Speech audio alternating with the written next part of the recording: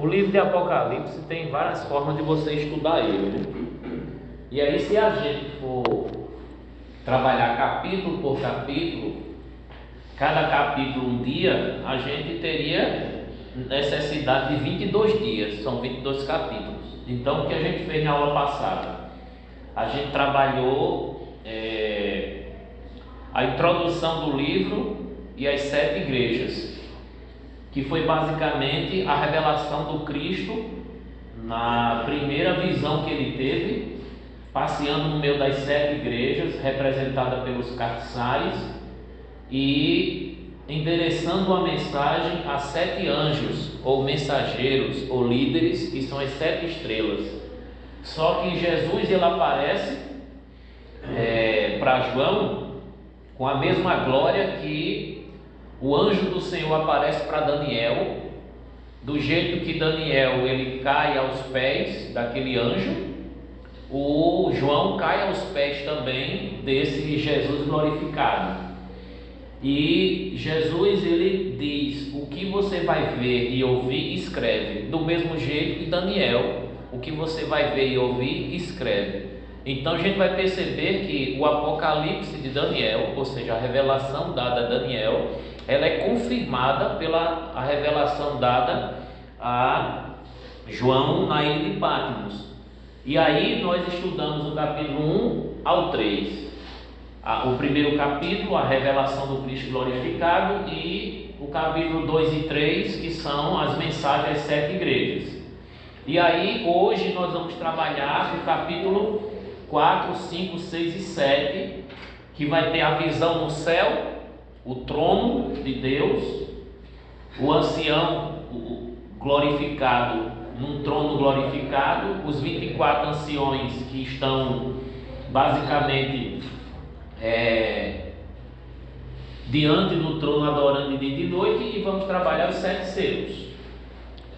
E aí, nesse aspecto, nas próximas aulas a gente vai trabalhar as 7 trombetas e as 7 taças, e por último nós vamos trabalhar a consumação do século, onde todas as promessas feitas nos capítulos anteriores, a consumação do século é confirmada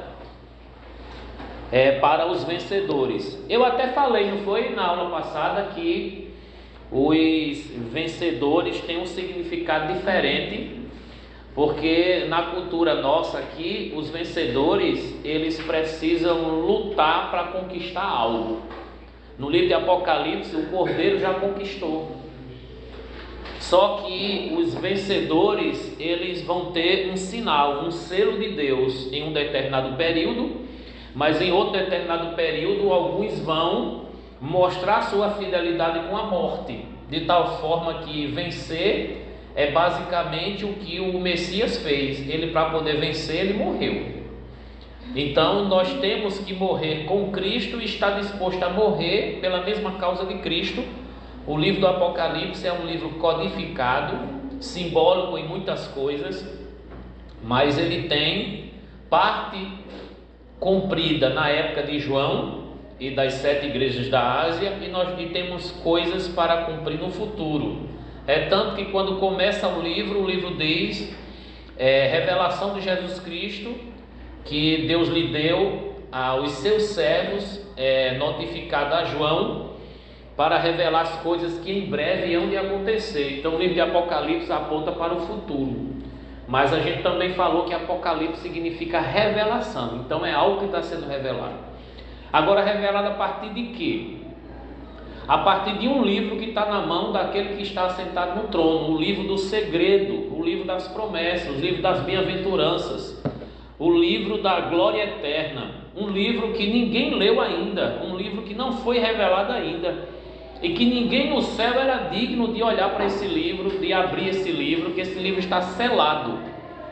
E aí nós vamos ler esse capítulo 4 de Apocalipse, e a gente vai perceber que João está sendo convidado para ver o céu, para ver o trono, e depois ele olha para a mão daquele que está sentado no trono e ele vai observar esse livro que está selado. Isso chama atenção. E é justamente o que a gente vai trabalhar nessa parte dessa aula, os 7 selos que são desenrolados desse livro. Agora, por que esse livro está selado? E por que só Jesus foi digno de desenrolar o mistério desse livro? Então, o livro de Apocalipse é o livro da revelação do mistério desse rolo que estava na mão daquele que estava sentado sobre o trono. Só que tem gente que se perde em muitos setes que a gente sabe que existe no livro de Apocalipse, né? Quer tentar espiritualizar muitas cores, muitos objetos, muitos números que aparecem no livro de Apocalipse. Mas a gente observa que as coisas que importam de verdade, o próprio anjo que está revelando a João dá o significado, ou o próprio João, ou o próprio Deus diz a João o que é importante nesse livro. Capítulo 4 de Apocalipse, depois nós vamos para a página 7 da apostila. Acompanhe comigo o capítulo 4 do livro de Apocalipse. Na minha Bíblia aqui eu vou ler Almeida, Revista e Atualizada, e o título tem A Visão do Trono de Deus. Acompanhe aí. Depois dessas coisas olhei, e eis não somente uma porta aberta no céu, como também a primeira voz que ouvi como de trombeta ao falar comigo, e dizendo: sobe para aqui e te mostrarei o que deve acontecer depois destas coisas. Então eu li o versículo 1. Então esse versículo 1, ele já mostra que imediatamente aquela visão de Jesus passeando no meio dos castiçais e de todas as mensagens dadas às igrejas, ele diz assim: depois disso eu olhei e uma porta se abriu no céu, e aquela mesma voz de trombeta que ele ouviu na ilha de Patmos disse: sobe aqui e eu vou te mostrar o que deve acontecer depois dessas coisas. Então é como se as coisas presentes já foram reveladas até o capítulo 3, e a partir do capítulo 4 é que eu vou te mostrar as coisas que em breve há de acontecer. Então a gente vai perceber que para trás já aconteceu.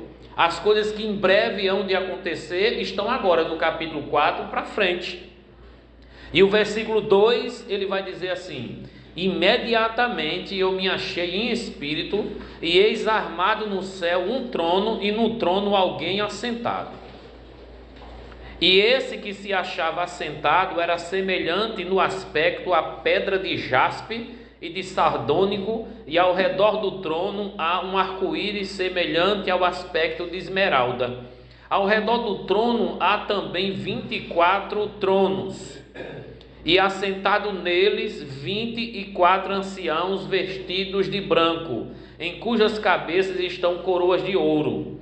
Do trono saem relâmpagos, vozes, trovões, e diante do trono ardem 7 tochas de fogo, que são os 7 Espíritos de Deus.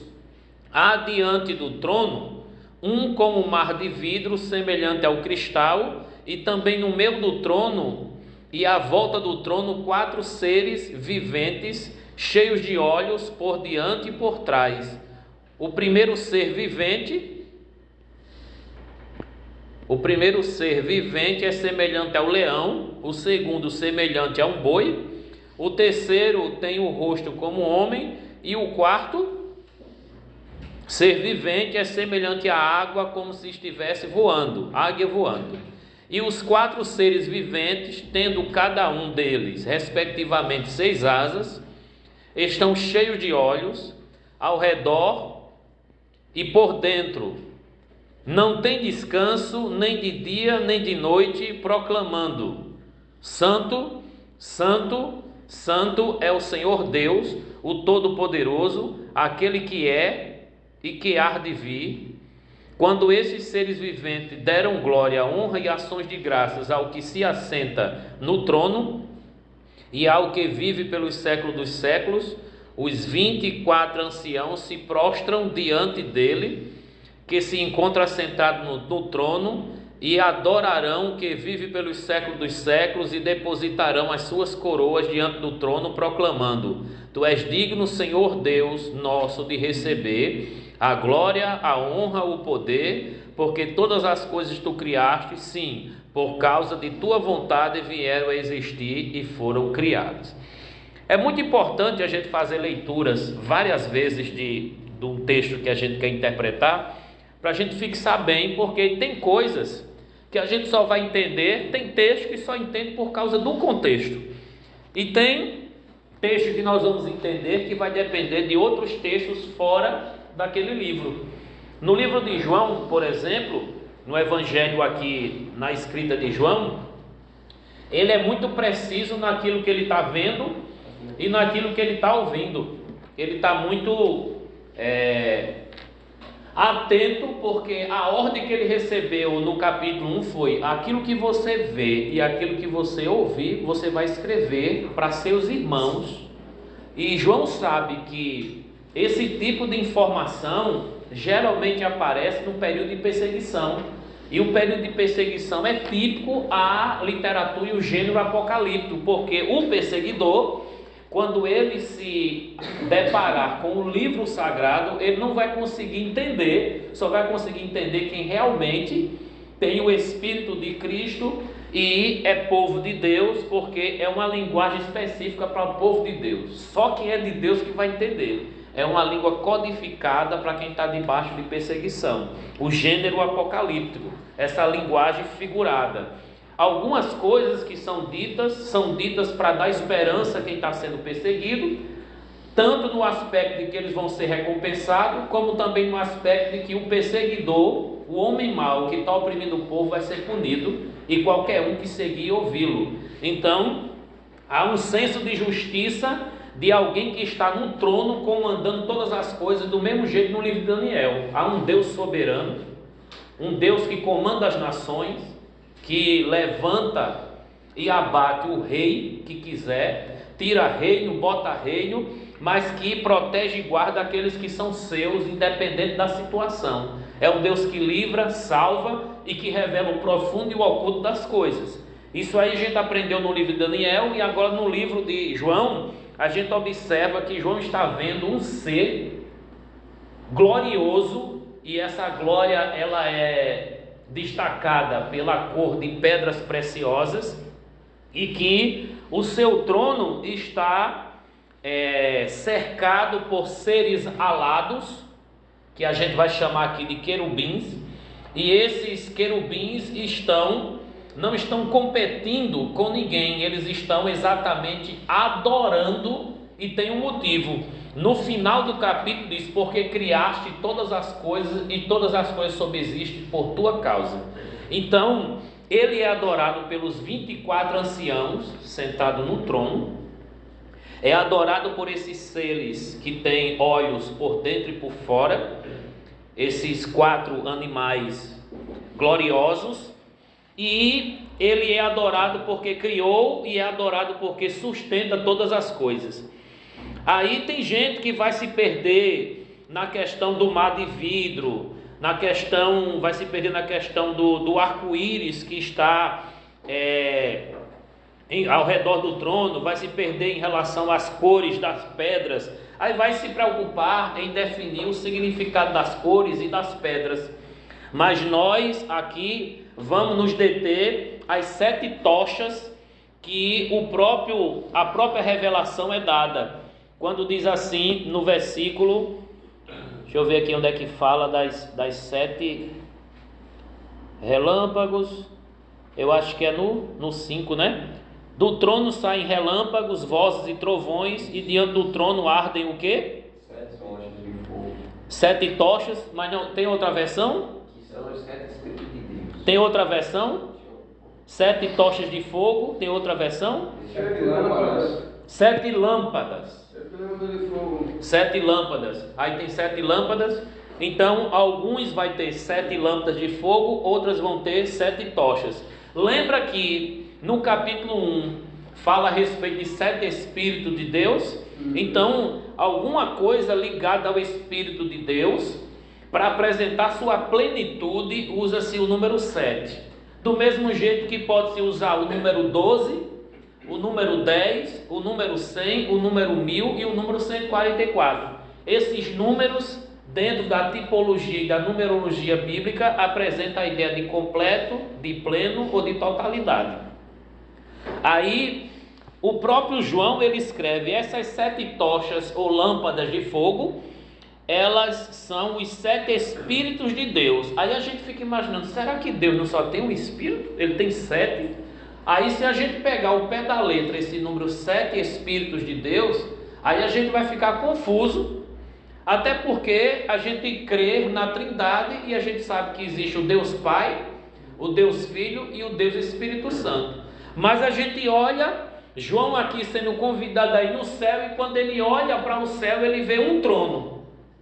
Mas Deus, ele não é manifesto em 3 pessoas, Pai, Filho e Espírito Santo, porque tem um trono só. Porque na verdade não há divisão no céu, só há divisão na Escritura para a gente entender o mistério da Trindade, mas no céu não há divisão. E aí a gente vai perceber que tem um trono, mas tem 24 tronos e 24 homens anciãos sentados nesse trono, voltado para o trono do grande Criador que está sentado nele. E esses 24 que estão ali, eles não estão ali para comandar no céu, eles não estão ali para exercer poderes, eles estão ali para adorar exatamente aquele que está no trono e representando um povo.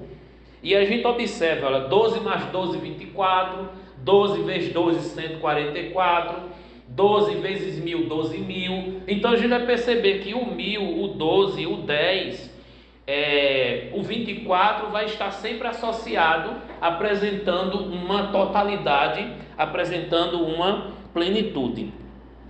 E aí a gente vai observar que a partir do versículo 7 vai dar características. É a partir do 7 que fala dos seres que estão, os 4 seres viventes. Não é a partir do 7? Que eu estou lendo aqui no celular, aí o celular dá um número bem pequeno. O primeiro ser vivente é semelhante a um leão. O segundo é o quê? Um novilho, um boi. É um touro. E o terceiro? Um homem. E o quarto? Águia. Você vai observar aqui que foram escolhidos propositalmente um animal que representa a selva, um animal que representa os animais domésticos, um homem que representa a imagem e semelhança de Deus, e um animal que seria a rainha do céu, das aves, que representa aqueles que voam. Então a gente vai observar aqui que esses seres, eles estão adorando o Criador porque eles representam a totalidade da criação. Esse capítulo 4 está falando profundamente com João que toda a criação e toda criatura deve adorar aquele que está sentado sobre o trono. Por que que deve adorar? Justamente porque o último versículo, é o 11, né? O último versículo. Tu és digno, Senhor e Deus nosso, de receber a honra, a glória e o poder. Por quê? Porque Ele é digno. Porque todas as coisas tu criaste, sim, por causa da tua vontade vieram a existir e foram criadas. A Bíblia de Gênesis a Apocalipse defende que tudo veio existir a partir da vontade de um Deus soberano que tem o poder de trazer à existência aquilo que Ele quiser. E Ele, por ser Criador, toda a criação e toda a criatura deve reverenciá-lo, deve glorificá-lo e deve engrandecê-lo. Dá para observar que no céu não há silêncio e no céu não há pausa, não há férias, não há descanso, não há sábado lá no céu, não há 7º dia lá no céu. Ao mesmo tempo que o céu será um lugar de descanso dos sofrimentos terrenos, não será um lugar de descanso no sentido de que a gente vai para lá para ficar sem fazer nada, porque o versículo 9, de quando esses seres deram glória, honra e ações de graças ao que está sentado no trono e ao que vive pelos séculos dos séculos, os 24 anciãos prostraram-se. Prostrar-se na Bíblia é adoração, certo? Prostraram-se diante daquele que se assenta no trono, adoraram o que vive pelos séculos dos séculos e depositaram nas suas coroas diante do trono. É como se estivesse pegando as coroas e dizendo assim: até o que eu tenho aqui na minha realeza, até o que me trouxe essa dignidade no trono, eu dedico a ti. Entendeu como a coisa vamos dizer assim, até aquilo que é honroso para esses 24 anciãos, eles estão dedicando àquele que está sentado sobre o trono.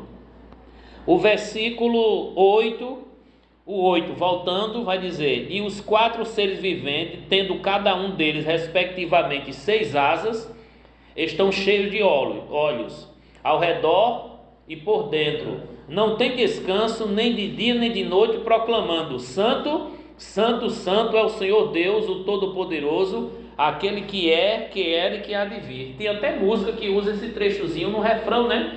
E eu acho até interessante a gente pegar texto da Escritura e transformar em música, né? É principalmente um texto desse que no céu a gente vai estar fazendo lá, né? E se tem irmão que crê que tem que marchar, a gente tem que marchar diante de uma frase dessa, que ele é santo, santo, todo-poderoso, que é, que era e que há de vir. Isto mostra a eternidade, né?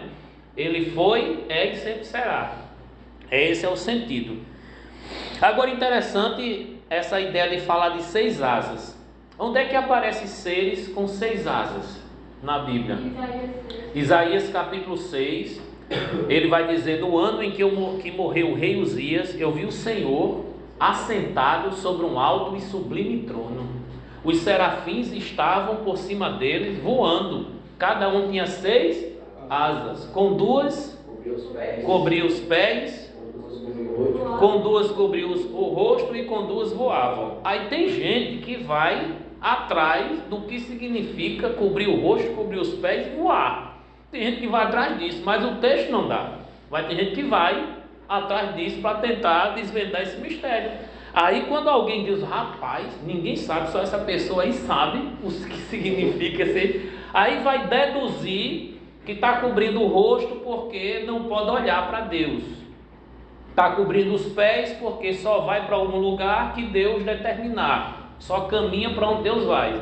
E a questão de estar voando, porque isso é característica dos seres angelicais, de poder se locomover de forma sobrenatural e celestial, para se teletransportar. Independente do que for, esses serafins, que quer dizer arder em fogo, e esses querubins, que quer dizer guardiões, eles têm uma função específica de trazer uma proteção, como se fossem guardas na sala do trono de um rei.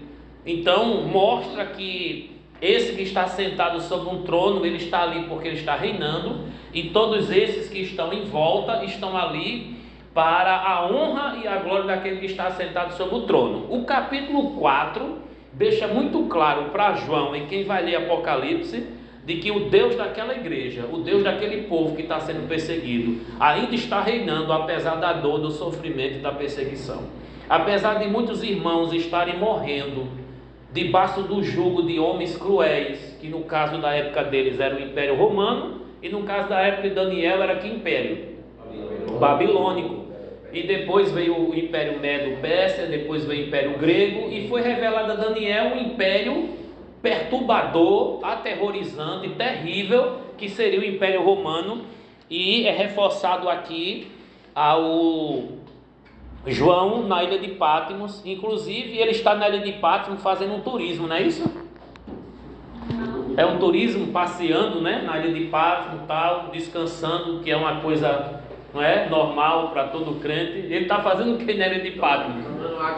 Uma aguinha de coco, né? Um churrascozinho, não é? Mas, porém, todavia, contudo, nós sabemos que por causa da palavra ele está lá com o propósito humano de ser torturado e massacrado até morrer. Um homem já idoso, já acima dos seus 90 anos, ele consegue de forma milagrosa sair de lá, escapar de lá e servir a Deus, diz a tradição, na cidade de Éfeso. E olha como Deus foi estratégico, sabendo que ele já ia para lá. Deus vai e manda 7 cartas, e a primeira carta que Deus manda é para a igreja que está em Éfeso. E as outras igrejas são próximas, porque são igrejas que foram estabelecidas no Vale de Nico. Os problemas daquela igreja são tão comuns que a mensagem passada para aquelas igrejas são típicas de qualquer igreja, de qualquer tempo, que é importante vigiar, que é importante não se prostrar diante de imagem de escultura, não adorar homens, não aceitar heresias, não se curvar a seitas e preservar a sua devoção, a sua obediência a Deus e às Escrituras e sua fidelidade ao Cristo. Agora, feita essa análise aqui do capítulo 4, eu gostaria de ir para a apostila. Quem não pegou tem aqui a página 7 da apostila, capítulo 6.2, que fala da visão no céu e da abertura dos 7 selos, que é justamente essa segunda parte aqui que nós temos para trabalhar. Página 17. Na página 17, nós vamos tratar aí desse primeiro texto. E eu acho interessante o capítulo 5. Eu estou segurando aqui para poder tratar do capítulo 5, para ver se chega mais gente, né? Pensando nos irmãos que estão para chegar aí, porque o capítulo 5, ele é muito importante para aqueles que ainda duvidam da divindade de Cristo. Toda a glória dada ao que está sentado sobre o trono, toda a glória dada no capítulo 4 é revertida para o Cordeiro. Isso aqui é muito importante a gente destacar. Na página 17 aí da nossa apostila, acompanhe comigo a leitura, onde diz o seguinte: a visão da adoração no céu e a abertura dos 7 selos. Esses números aí quer dizer capítulo 4 e capítulo 5 do livro de Apocalipse. E aí diz: não encontramos no convite de Jesus ao profeta João para subir ao céu, no capítulo 4, versículo 1, a mínima base para concluir que esta passagem representa a igreja sendo futuramente arrebatada. O que realmente se reveste de suma importância na descrição da adoração celestial nos capítulos 4 e 5 é o rolo, o livro, que está por dentro e por fora e selado com 7 selos, e aí deve ser um símbolo da herança que os santos aguardam para receber quando Jesus Cristo voltar. Olha a revelação que o Dr. Russell Shedd ele vai estar trazendo. Esse texto aqui foi do livro do Dr. Russell Shedd, Escatologia do Novo Testamento, e ele vai dizer: na antiguidade, uma última vontade era selada na presença do indivíduo que distribuiria seus bens segundo a disposição escrita no livro. É uma certidão de herança para os filhos, né? Aí depois era selado na presença de testemunhas. Após a morte do testador, fazia-se a repartição na presença das testemunhas da herança nos termos escritos no livro, em que se guardava seguramente a última vontade. Evidentemente, o livro não podia ser aberto e nem lido até que o último selo tivesse sido quebrado. O livro selado era o livro de uma herança que ninguém sabe para quem iria, a não ser aquele que escreveu. E aí João, quando viu na mão, no capítulo 5 que a gente vai ler, na mão daquele que está sentado sobre o trono, um livro selado, ele disse: aí tem coisa.